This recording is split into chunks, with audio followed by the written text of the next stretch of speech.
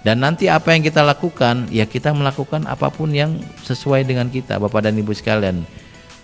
Saya cerita, dan ini sebenarnya boleh dibilang aib, tapi saya nggak merasa ini aib, ini penting.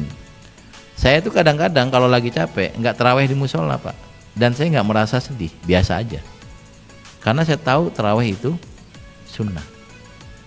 Nanti istirahat, bangun misalnya jam 1, karena biasanya kalau tidurnya cepet, bangunnya cepet, bangun jam 1, saya bisa sholat sendiri, Pak, dan banyak.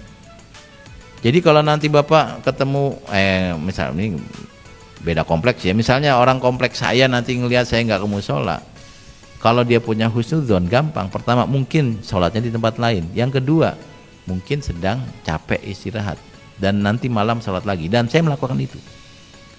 Ini penting buat saya sampaikan. Jadi kalau Bapak nanti punya tetangga kok nggak kelihatan keluar ke musola, Bapak punya husnudzon itu, jangan Bapak itu nggak pernah ke musola gitu. Jangan, Pak, ya, nggak pernah ke masjid. Ya dugaannya pertama mungkin sholat tapi di masjid lain gitu. Atau lagi capek jadi istirahat. Nanti malam sholat lagi. Dan saya menikmati itu dan tidak merasa berat, karena saya tahu Tuhan, sholat tarawih itu yang enak kalau kita ikhlas, bukan karena malu. Kalau karena malu jadi nggak enak, berat sholatnya. Kalau karena ikhlas jadi ringan. Maka kalau saya, walaupun jarang terjadi, Pak, tapi pernah lah sekali atau 2 kali gitu seumur hidup itu saya ngerasa, aduh capek banget, tidur aja lah. Tidur aja. Kok nggak sholat tarawih? Sholat, cuma nanti malam. Berapa? Ya sedapatnya dan secukupnya, seikhlasnya. Karena sholat dengan ikhlas itu lebih menyenangkan daripada sholat karena malu. Karena malu nggak pernah ke musola, tiba-tiba ke musola gitu. Bagi saya seperti itu. Ini perlu saya sampaikan lagi dengan dalam konteks puasa di zaman Nabi, supaya kalau nanti Bapak dan Ibu punya tetangga yang jarang kelihatan ke masjid atau musola, kita husnudzon. Wah, dia kok nggak sholatnya nggak di musola atau nggak sholat di masjid. Oh, Nabi juga dulu sholat taraweh atau sholat malamnya Ramadan itu juga di rumah. Lebih enak lebih enak husnudzon. Jadi nyaman hidup kita, bukan malah kita ngabsen. Ini nggak sholat. Ini satu kompleks sebaris ini nggak ada yang sholat. itu orang kepo banget lagi ngabsenin tetangganya. Nggak usah begitu ya, kita jalani hidup dengan baik, ibadah juga dengan nyaman, dengan ikhlas. Orang lain punya cerita. Karena nanti Bapak dan Ibu sekalian, ada orang yang ketika Ramadan malam hari dia tetap harus ngojek, karena dia harus mencukupi kebutuhan hidup.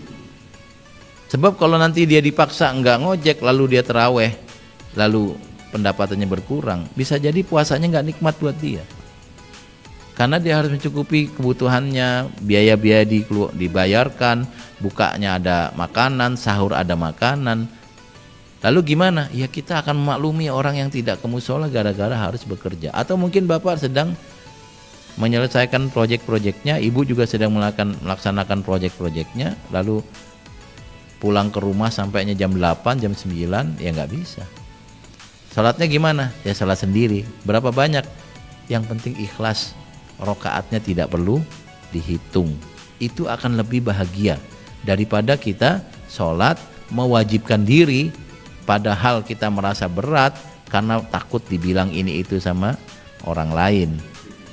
Lalu yang kedua, sholatnya juga ngerasa nggak nyaman gitu, karena aduh imam bukan baca al-hakumut lagi, aduh gaya banget dah bacanya ke atas itu.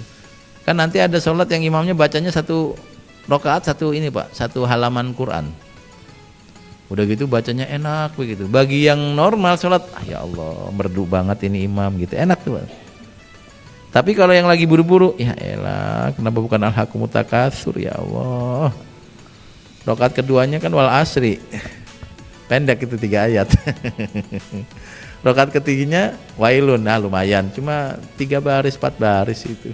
Ini sok-sokan sampai satu halaman, 1 kaca Al-Quran misalnya. Itu emang ada yang begitu?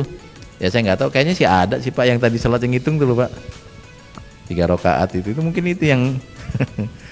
Nah baik, pada titik ini kita akan menjalani puasa dengan lebih nyaman, lebih ringan, lebih bahagia.